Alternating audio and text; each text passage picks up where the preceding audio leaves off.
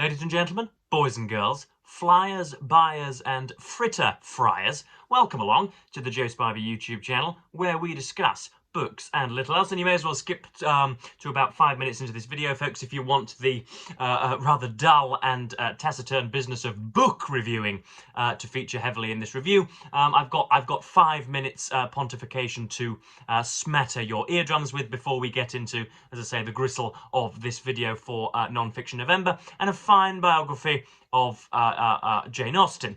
But first of all, what a tangled web we weave when established roots we zealously leave, folks. Believe it or not, there is an electoral petition stalking the land at the moment, which is, I believe, calling for the immediate election and therefore defenestration of Keir Starmer and his Marxist Bolshevizing government, or at least that would be the words that I will place in the mouth of very many right-wing editors. And that petition so far has garnered, I think, north of 2 million signatures. Of course, it's not the greatest act of political defiance just merely to log onto a government site and pop your name next to a petition. It's one thing to do that, and it's another to what should we say, to account yourself and to gather a pitchfork and go and voice your protest physically. Those are two very, very different things. But the key people who are doing this are indeed, of course, Nigel Farage, or those who are most keenly advertising this petition are Nigel Farage, Richard Tice, and the big-bellied, friendless squintillionaire Elon Musk, the owner of Twitter and SpaceX and Tesla, and I think the key figure in Donald Trump's re-election in November 2024. And Elon Musk has recently, I believe, I've left X as well. You know, you can see, there is a link to my Blue Sky account down below in the description. I've left Twitter, but I have been reliably informed, and I've seen screenshots of Elon Musk calling this Albion's fine skeptic isle a tyrannical police state, I do believe, which is an insult to, you know, the citizens of the wispish citizens of North Korea and China and Russia and many others besides. To call Britain a tyrannical police state is an exercise of political twattery, not often repeated.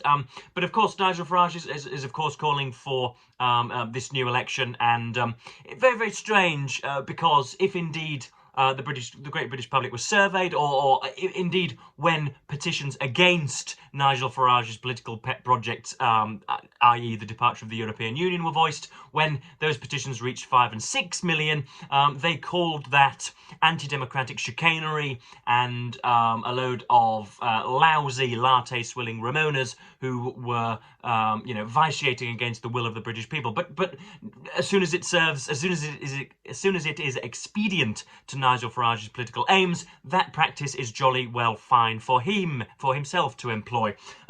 So there's that to boggle us at the moment. There is also the larger and altogether less serene issue of Christmas to deal with, folks, because at time of recording we are on the 26th of November, so we are yet to even grace December yet, and or at least have December grace us. And believe it or not, folks, every single advert on the television is advertising a Christmas product or selling you a Christmas service. And I know that I'm just embellishing and further coarsening the stereotypes around me as a sort of dry and dismissive humbug, and yet I don't think that we should impugn people for getting excited about Christmas just 4 weeks away from the very big event. But it is a signal/testament, is it not, folks, of moral vacuity and what else should we say, personal emptiness, to be excited by something which is 4 or 5 weeks away, when indeed there are very exciting things to be concerning oneself with even today. So yeah, that's just a few comments, and I have just about made that peroration 5 minutes long, so that's jolly good. But today, believe it or not, folks, we are dealing with Claire Tomalin's 1997 biography of Jane Austen. And I have enjoyed this very, very much. It took me, I think, 3 or 4 hours of reading the book and then reading about the author. It took, yeah, as I say, about 2 or 3 hours for me to realise that Claire Tomalin had the privilege of Martin Amis's licentious company, no less.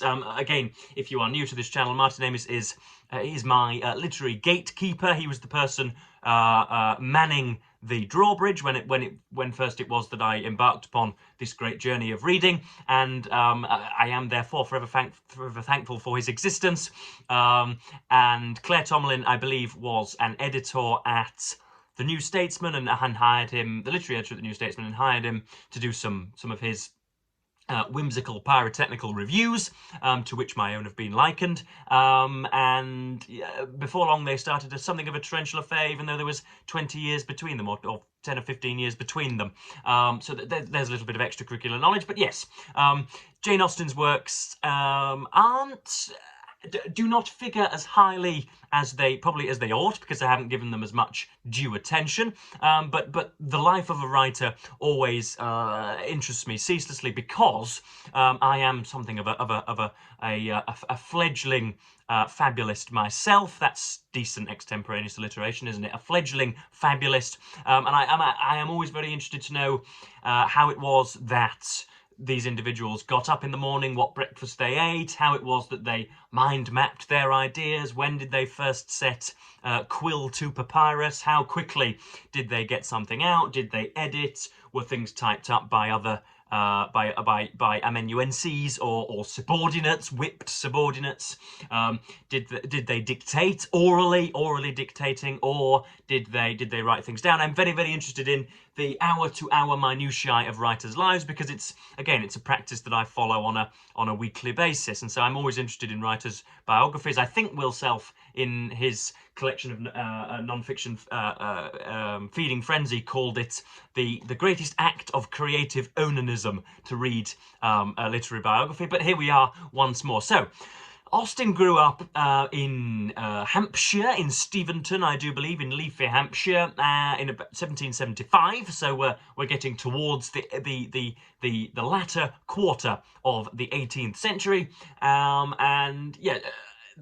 It's still strange. I still haven't had a straight answer. I've emailed very many people, and will email very many more afterwards, just why it was that women were converted into baby machines at the time, why it was the apotheosis of feminine activity to simply shoot out chavies every 18 months. Was it because mortality wasn't nearly as cherished as it is today, and because lifespans were much shorter? Or was it because there was a lack of contraceptive? I'm sure it's a mixture of those two things, but I should like an answer from a sexual historian, if such individuals even exist.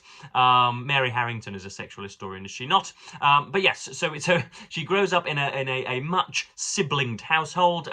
She has brothers who have very, very traditional names, such as Henry and Edward and George and James, and she has a few sisters as well. But they run her mother and father run a boys' school, and so you have, you can well imagine, you have excretion jokes and a great deal of, catapult firing, and a great deal of raspberries being blown. You have a very boyish, and what I termed, I think rather masterfully, phallocentric existence for Jane Austen between the ages of maybe 0, or at least when consciousness was first born by her, so you have a boyish existence between the age of maybe 4 and 15 or 16. She's always around young men, and so I can't imagine that didn't have something of an effect on her personality. This is a society in which it was a woman's duty essentially to become either a learned governess and become thoroughly polyglottal and learn the piano and paint on easel paintings and do a great deal of other things, or you were supposed to, cling to a baron and have a dozen of his children. And Jane does neither of those things, really. She goes to all the dances, goes to all the dinners, dances and attracts. She is... she's not got what I term staccato beauty, which is beauty which hits you at 1,000 feet, but beauty which comes through time, which is won through time or earned through time, so she's an attractive individual, but she somewhat disapproves of the notion of just absent-mindedly ambling into courtship and hoping that your husband turns out not to be a tyrannical dictator, a domestic tyrannical dictator. But most a strange choice in here, but it's necessary. It's not necessarily, I don't think, a personal failing, an authorial failing on Claire Tomalin's part, but there is an awful lot of family discussed in this video. Very many sentences run like, her seventh cousin, twice removed on her goldfish's side, went north to Threepwood College, and then there she met her second cousin, 17 times removed on her mother's side, and then she found her step cousins, uncles, aunties, brother's dustbin lid and married that person.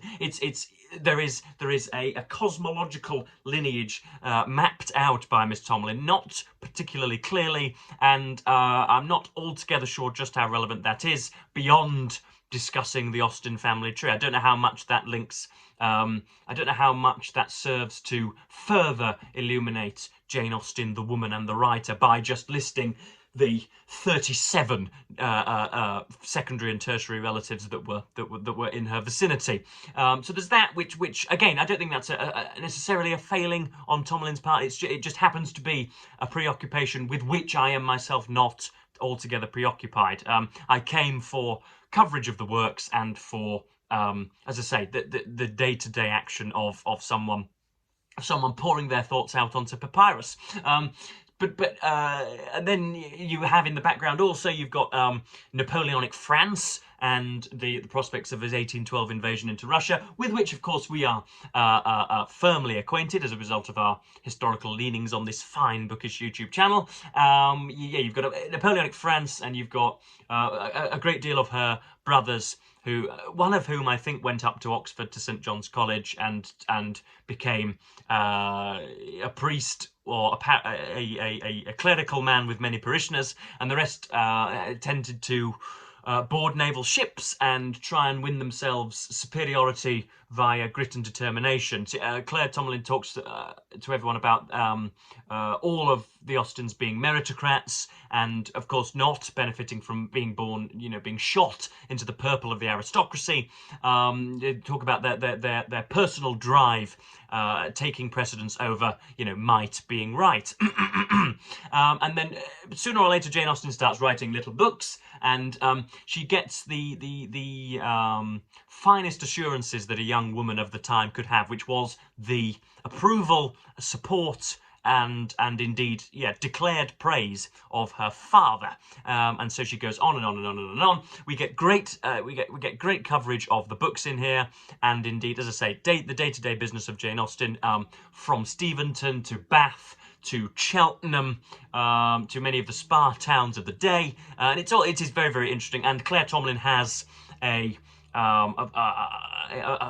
magnificent style, and she is, both textually and over the course of the entire book, makes for great company, I think, as I'm hoping my sections will point out. She goes in for she doesn't attack, but alerts her readers to the faults of Mansfield Park, Northanger Abbey, and Persuasion, which I think collectively have been determined as the three least capable of Austen's books. And then, of course, she delivers encomiums on Pride and Prejudice, on Sense and Sensibility, and on Emma. And I think I have a great majority of those books littering my shelves just behind me there, so I'm sure I'll get to I'll get beyond Pride and Prejudice at some point. But yeah, I've got some sections for you, to read out, and hopefully that will convey some of Tomalin's excellence. Quite what the pillow talk must have been like between herself and Mr. Amos, I just can't imagine. But I should like to have been a fly on the wall for that sort of what should we call it? That concupiscent slapping. So yeah, I've written in the environment in the margins here a phallocentric environment which gives Austen's early writing some pimples. Her early writing isn't as romantic and as quixotic as the writings of many youngsters are. It was boyish, and it was farcical, and it was very enjoyable for that reason. Growing up in a school meant that Jane knew exactly what to expect of boys and was always at ease with them. Boys were her natural environment, and boys' jokes and boys' interests were the first she learnt about. This is obvious in what has survived of her earliest writing. Although there is none from before the age of 12, the influence is clear. It is full of boys' humour, starting with the talk of horses and vehicles, journeys and accidents, all topics young men were as much obsessed with then as modern boys are with motorbikes and cars. There is a lot about drunkenness too, always good for a laugh among boys. There are drunken quarrels and characters who are found dead drunk or actually die of drink. So that's an aperture into the early works of Miss Austen. This is now we're talking about the approval of the father, which I mentioned just a moment ago, and how that is quite the authoritative stamp, is it not, on a woman's juvenilia. She dated her history at the end, Saturday, November 26, 1791, just before her 16th birthday. So I think she does an emotionally compromised history of, I think it's a history of England. By then, The Loiterer, which is a magazine, had ceased publication, and although James continued to write poetry for his private satisfaction, that's her brother, and Mrs. Austen, her mother, to produce her occasional verse, Jane's claim to be considered an aspiring writer now was accepted by the most important member of the family. At the front of her next notebook, Mr. Austen wrote in his graceful tribute, "Effusions of a fancy by a very young lady, consisting of tales in a style entirely new." He appreciated her work enough to put up with some strong stuff. Leslie Castle, which is an early work, has, for instance, an adulterous elopement by a young mother who abandons her baby. Later in the story, her husband converts to Catholicism, heaven forfend, enabling him to get in, that's my inclusion, not Claire's, enabling him to get an annulment, and both parties remarry cheerfully. These are quite daring jokes for the daughter of a clergyman of the Church of England. So there, yeah, you get the idea that rather in the style of Mr. Bennet in Pride and Prejudice,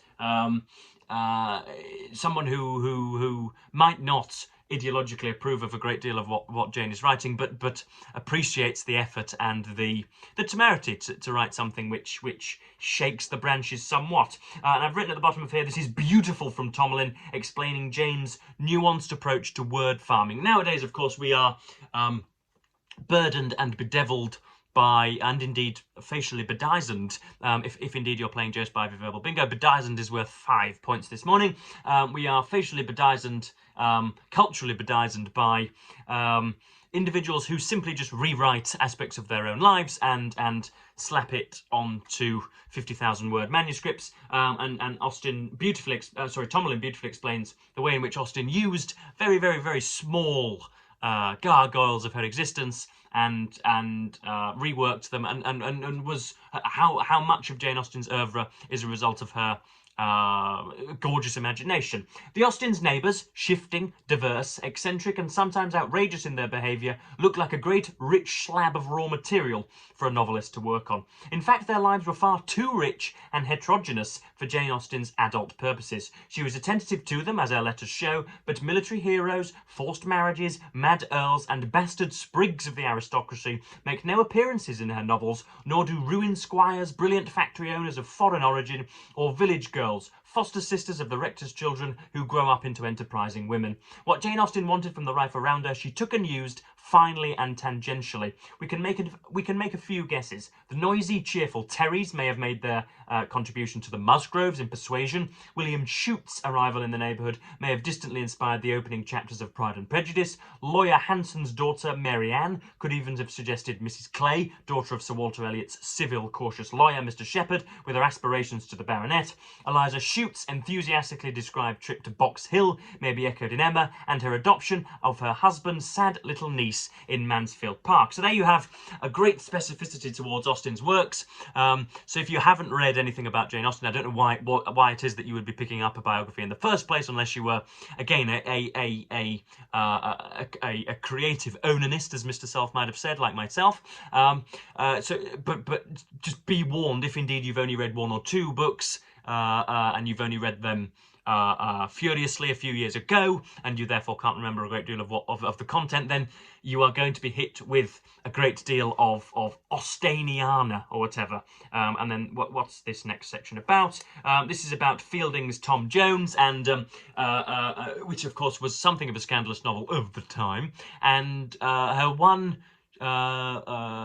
brisk encounter with romantic, heartfelt love, perhaps, with Tom Lefroy from Hampshire, the son of a neighbouring family, and talking about Jane being very willing once more to upset the apple cart. The reference to Fielding's Tom Jones is another provocative remark. Jane is making clear that she doesn't mind talking about a novel which deals candidly and comically with sexual attraction, fornication, bastard children, and the oily hypocrisy of parsons. The oily hypocrisy of parsons. Get that one written down, ladies and gentlemen. And roundly states that the sins of the flesh are of little account and much to be preferred to the meanness of spirit of sober, prudent people. By telling Cassandra she and Tom Lefroy have talked about the book together, she lets her know just how free and even bold their conversation has been. She also lines herself up with its badly behaved hero, another shocking and profligate creature, against the correct and discreet characters who are enemies in the book and might be hers in the world outside it, for some would be displeased to hear of the daughter of a clergyman